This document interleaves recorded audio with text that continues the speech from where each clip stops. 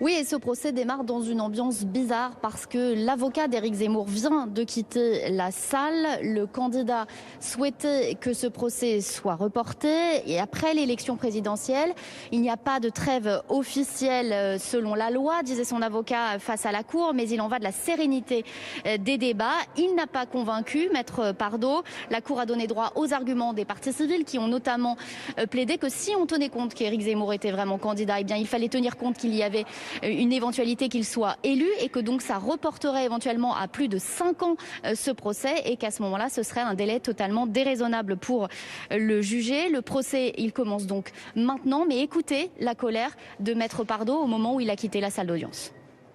J'ai pris la décision de me retirer puisque nous avons fait une demande de renvoi qui a été rejetée alors que nous sommes dans le cadre de la campagne électorale. Que s'agissant de Anne Hidalgo, le tribunal, pour les mêmes motifs, a accepté le renvoi, que je considère que cette décision est une décision inique à l'endroit d'Éric Zemmour et que dans ces conditions, j'ai décidé que je n'étais pas en état d'assurer sa défense alors même qu'il y avait une telle inégalité. Le président de la Cour a précisé que le délibéré à l'issue des débats du jour serait rendu après l'élection présidentielle. Rappelons que dans ce procès pour contestation de crimes contre l'humanité, Éric Zemmour encourt jusqu'à 1 an de prison et 40 000 € d'amende. Cécile Lenré avec Marion Delpierre.